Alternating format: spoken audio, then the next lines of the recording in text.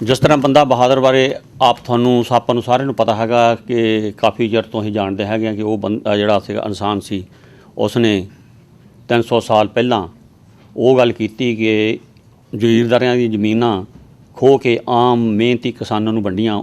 ਇਹ ਸਭ ਤੋਂ ਵੱਡੀ ਗੱਲ ਇਹ ਸੀ ਤੇ ਨਾਲ ਦੀ ਨਾਲ बड़ी वो तगड़ी ਉਹਦੀ ਬਹਾਦਰੀ ਸੀ। मतलब कि ਉਹ मतलब कि ਮਾਰਕਸ ਤੋਂ ਵੀ ਪਹਿਲਾਂ ਪੈਦਾ ਹੋਇਆ। ਮਾਰਕਸ ਬਾਅਦ 'ਚ ਪੈਦਾ ਹੁੰਦਾ ਤੇ ਉਹ मतलब कि ਪਹਿਲਾਂ ਪੈਦਾ ਹੋਇਆ ਹੈਗਾ।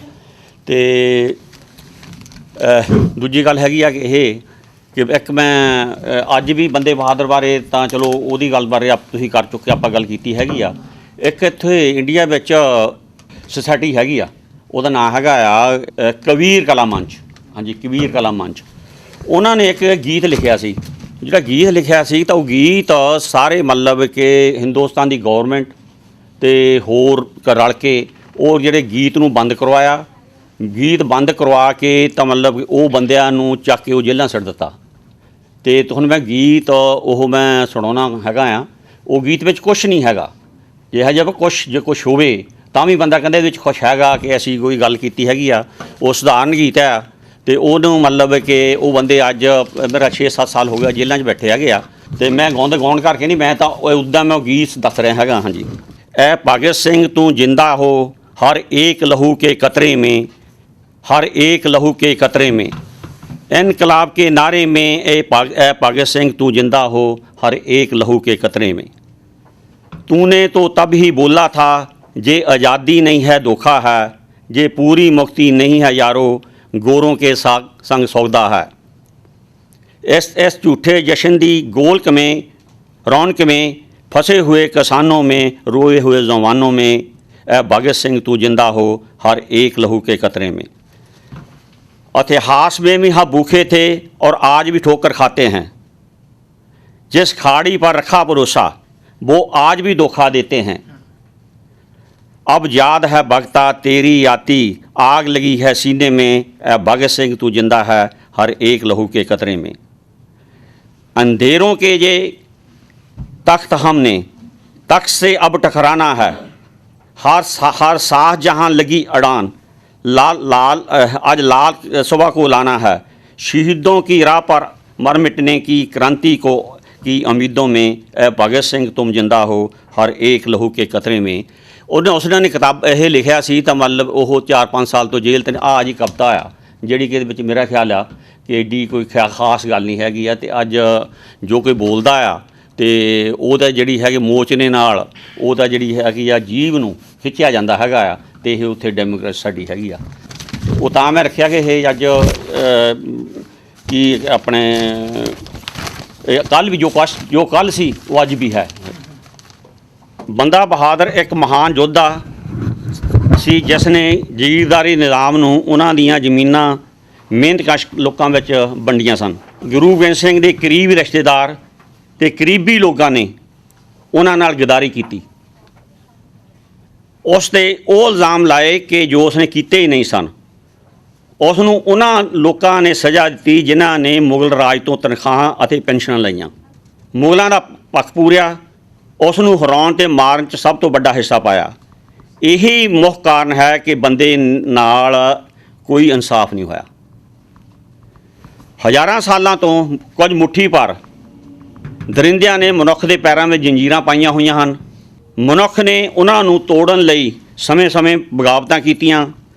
ਮੁਗਲਾਂ ਤੋਂ ਬਾਅਦ ਭਾਰਤ 'ਚ ਅੰਗਰੇਜ਼ ਆਏ, ਭਾਰਤੀ ਲੋਕ ਉਹਨਾਂ ਦੇ ਖਿਲਾਫ ਲੜੇ। ਫਿਰ 1947 'ਚ ਕਾਲੇ ਅੰਗਰੇਜ਼ ਆ ਗਏ ਤੇ ਕਾਂਗਰਸ ਪਾਰਟੀ ਦੀ ਤਾਕਤ ਆਈ ਜਿਸ ਨੇ ਭਾਰਤੀ ਲੋਕਾਂ 'ਤੇ ਬਹੁਤ ਵੱਡੇ ਜ਼ੁਲਮ ਕੀਤੇ ਅਤੇ ਲੁੱਟਿਆ। ਕਾਂਗਰਸ ਨੇ ਜੋ ਬੀਜ ਬੀਜੇ ਸਨ ਉਸ ਦੀ ਫਸਲ ਅੱਜ ਭਾਰਤੀ ਜਨਤਾ ਵੱਢ ਰਹੀ ਆ। ਕਾਂਗਰਸ ਹਨੇਰੇ ਜੁਰਮ ਕਰ ਰਹੀ ਸੀ ਤੇ ਭਾਰਤੀ ਜਨਤਾ ਪਾਰਟੀ ਅੱਜ ਦੰਨੂ ਕਰਦੀ ਹੈਗੀ ਆ। ਕਸ਼ਮੀਰ, ਲੱਦਾਖ, ਛੱਤੀਸਗੜ੍ਹ, ਝਾਰਖੰਡ, ਉੜੀਸਾ, ਬਿਹਾਰ ਤੇ ਹੋਰ ਥਾਵਾਂ 'ਤੇ ਸੋਮਿਆਂ ਦੇ ਕੁਦਰਤੀ ਭੰਡਾਰ ਹਨ।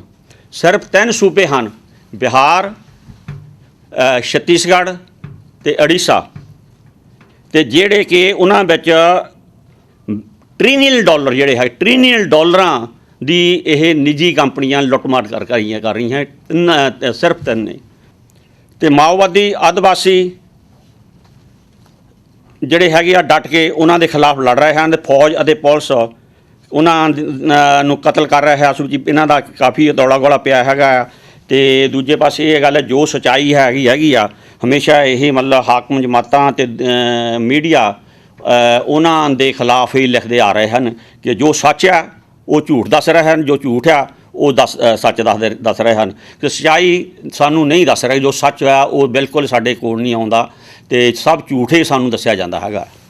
ਜਿੱਦਾਂ ਹਾਈ ਕੋਰਟ ਇਹ ਸਭ ਡਰਾਮੇ ਆ ਜਿੱਦਾਂ ਇਹ, ਤੇ ਇਹਨਾਂ ਖਿਲਾਫ ਲਿਖਣਾ ਹੋਵੇ ਜਾਂ ਬੋਲਣਾ ਹੋਵੇ ਜ਼ੁਰਮ ਹੈ, ਕਿਉਂਕਿ ਇਹ ਇਹਨਾਂ ਦੀਆਂ ਆਪਣੀਆਂ ਹਨ। ਮੀਡੀਆ ਸਭ ਇਹਨਾਂ ਦਾ ਹੈ। ਪਿੱਛੋਂ ਤੁਸੀਂ ਦੇਖਿਆ ਹੋਊਗਾ, ਅੱਜ ਤੋਂ ਕੁਛ ਮਹੀਨੇ ਪਹਿਲਾਂ ਤੇ ਕੁਛ ਬੰਦਿਆਂ ਨੂੰ ਫੜ ਕੇ ਇਹਨਾਂ ਨੇ ਮੀਡੀਆ ਵਾਲਿਆਂ ਨੂੰ ਉਹਨਾਂ ਨੂੰ ਲੁੱਟਤਾ ਤੇ ਉਹਨਾਂ ਦਾ ਮਤਲਬ ਕੋਈ ਵੀ ਬੰਦਾ ਕੋਈ ਗੱਲ ਕਰਦਾ ਹੈਗਾ ਆ, ਇਹ ਬੰਦੇ ਜਿੱਦਾਂ ਤਕੜੇ ਬੰਦੇ ਨਹੀਂ ਉਹਨੂੰ ਛੱਡਦੇ ਹੈਗੇ। ਕੋਈ ਬੰਦਾ ਨਹੀਂ ਗੱਲ ਕਰ ਸਕਦਾ ਹੈਗਾ। ਮੇਰਾ ਮਤਲਬ ਕਹਿਣ ਦਾ, ਜੇ ਅਦਾਲਤਾਂ ਖਰੀਦੀਆਂ ਹੋਈਆਂ ਨਾ ਹੁੰਦੀਆਂ, ਲੋਕਾਂ ਨਾਲ ਇਨਸਾਫ ਕਰਦੀਆਂ ਤਾਂ Bush, Obama, Putin, Narendra Modi ਵਰਗੇ ਜੇਲ੍ਹਾਂ 'ਚ ਹੁੰਦੇ।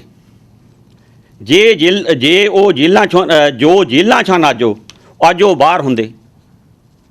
ਜ਼ੁਲਮ ਜਿਹੜਾ ਹੈ ਉਹ ਜਮਹੂਰੀਅਤ ਆ, ਤੇ ਜਮਹੂਰੀਅਤ ਜਿਹੜੀ ਹੈਗੀ ਆ ਉਹ ਜ਼ੁਲਮ ਹੈ ਅੱਜ ਦੇ ਸਮੇਂ ਦੇ ਵਿੱਚ ਹੈਗਾ। ਤੇ ਦੇਖਣ ਨੂੰ ਇੱਦਾਂ ਰੱਖਿਆ ਜਾਂਦਾ ਕਿ ਨਹੀਂ ਇਹ ਸਭ ਕੁਝ ਸੱਚ ਦਿਸ ਰਿਹਾ, ਬਿਲਕੁਲ ਇਹ ਝੂਠ ਹੈ, ਅਸੀਂ ਹਨੇਰੇ 'ਚ ਬੈਠੇ ਹੈਗੇ ਹਾਂ। ਅੱਜ ਵੀ ਲੋਕ ਇਸ ਕੋੜੀ ਸਿਸਟਮ ਦੇ ਵਿੱਚ ਬੈਠੇ ਹੈਗੇ। ਉਹਨਾਂ ਨੂੰ ਤੋੜਨ ਲਈ ਆਪਣੀਆਂ ਜਾਨਾਂ ਵਾਰ ਰਹੇ ਹਨ ਲੋਕ। ਅੱਜ ਤੋਂ ਮਤਲਬ 300 ਸਾਲ ਪਹਿਲਾਂ ਬੰਦੇ ਬਹਾਦਰ ਨੇ ਮਿਹਨਤਕਸ਼ ਲੋਕਾਂ ਲਈ ਲੜਿਆ, ਇਤਿਹਾਸ ਰਚਿਆ। ਉਹ ਲੜਾਈ ਅੱਜ ਵੀ ਜਾਰੀ ਹੈ ਤੇ ਅੱਜ ਵੀ ਇਹ ਕੋਡ ਜਿਹੜਾ ਹੈਗਾ ਕੋੜੀ ਸਿਸਟਮ ਨੂੰ ਤੋੜਨ ਲਈ ਆਪਣੀਆਂ ਜਾਨਾਂ ਵਾਰ ਕੇ ਆਪਣੇ ਖੂਨ ਦੇ ਨਾਲ ਇਸ ਧਰਤੀ ਨੂੰ ਲੋਕ ਸਿੰਜ ਰਹੇ ਹਨ। ਜਿੰਨਾ ਚਿਰ ਇਹ ਦੁਨੀਆ ਰਹੇਗੀ, ਬੰਦੇ ਬਹਾਦਰ ਦਾ ਨਾਂ ਸਦਾ ਰਹੇਗਾ। आज ਦਾ ਸਰਪ੍ਰਾਈਜ਼ ਵੇਖਣ ਤੋਂ ਬਾਅਦ ਪੂਰੀ ਦੁਨੀਆ ਨੂੰ ਅਸਲੀ ਪਿਆਰ ਦਾ ਪਤਾ ਚੱਲ ਜਾਏਗਾ। असली प्यार यानी फाइबरटेक, क्वालिटी प्रोडक्ट्स, बेहतरीन डिजाइन्स। की गल है, आज फाइबरटेक तो किचन सिंक घर लेके जाना है या फिर सुपने ही देखी जाने हैं? Fibertech Distributors serves all across North America. 604-507-2199. fibertechbc.ca। ਕਿਸੇ ਵੀ ਇੰਜਰੀ ਨੂੰ ਠੀਕ ਕਰਨ ਦੇ ਕਈ ਤਰੀਕੇ ਹੋ ਸਕਦੇ ਨੇ, ਪਰ ਉਸ ਪ੍ਰੋਬਲਮ ਦਾ ਸਭ ਤੋਂ ਵਧੀਆ ਤੇ ਇਫੈਕਟਿਵ ਇਲਾਜ ਲੱਭਣਾ ਤੁਹਾਨੂੰ ਟ੍ਰੀਟਮੈਂਟ ਕਰਨ ਵਾਲਿਆਂ ਦੀ ਜ਼ਿੰਮੇਵਾਰੀ ਬਣਦੀ ਹੈ। ਅਸੀਂ ਏਪੈਕਸ ਫਿਜ਼ੀਓਥੈਰੇਪੀ ਤੇ ਹਰ ਇੱਕ ਪ੍ਰੋਬਲਮ ਦਾ ਪ੍ਰੋਪਰ ਅਸੈਸਮੈਂਟ ਤੇ ਡਾਇਗਨੋਸਿਸ ਕਰਨ ਤੋਂ ਬਾਅਦ ਸਾਇੰਟਿਫਿਕ ਤਰੀਕੇ ਨਾਲ ਇਲਾਜ ਕਰਦੇ ਹਾਂ। इंजरी के बाद शरीर के कुछ जोड़ पूरी तरह मूव नहीं करते या डिस्क दब जाती है, जिन्हें हम मोबिलाइज, मैनिपुलेट या ट्रैक्शन से ठीक कर सकते हैं। Injuries can cause increased sensitivity to pain and loss of function, which can be treated by acupuncture and functional dry needling. ਹਰ ਇੱਕ ਇੰਜਰੀ ਤੁਹਾਨੂੰ ਤੇ ਤੁਹਾਡੇ ਮਸਲਸ ਨੂੰ ਵੀਕ ਕਰਦੀ ਹੈ। ਅਸੀਂ ਇੱਥੇ ਉਹਨਾਂ ਦੀ ਸਪੈਸੀਫਿਕ ਐਕਸਰਸਾਈਜ਼, ਸਟ੍ਰੈਚਿੰਗ ਤੇ ਸਟੀਮੂਲੇਸ਼ਨ ਕਰਕੇ ਉਹਨਾਂ ਨੂੰ ਠੀਕ ਕਰਦੇ ਹਾਂ। ਤੁਸੀਂ ਸਭ ਜਗ੍ਹਾ ਟ੍ਰੀਟਮੈਂਟ ਕਰਾ ਕੇ ਵੀ ਜੇ ਠੀਕ ਨਹੀਂ ਹੋਏ ਤੇ ਇੱਕ ਵਾਰ ਸਾਡੇ ਕਲੀਨਿਕ ਤੇ ਜ਼ਰੂਰ ਆਓ। You will feel the difference. Hayer Motors ਵਾਲਿਆਂ ਦੇ ਸੈਂਕੜੇ ਗੱਡੀਆਂ, ਛੋਟੀਆਂ ਵੱਡੀਆਂ ਫਨਾਸ ਨੇ ਕਰਦੇ ਤਲੀ ਤੇ ਚਾਬੀ ਧਰਦੇ। ਲੈਣੀ ਵੈਨ ਕਾਰਗੋ ਜੇ, ਲੈਣੀ ਵੈਨ ਕਾਰਗੋ ਜੇ, ਭਾਵੇਂ ਪਿਕ ਅਪ ਲੈਣਾ ਚਾਹੇ ਤੱਕ ਮਿਲੋ ਇੱਕ ਮੇਰ। ਅਜੀਤ ਸਿੰਘ ਹੇਰ ਵੇਟ ਥੋੜੀ ਕਰਦੇ।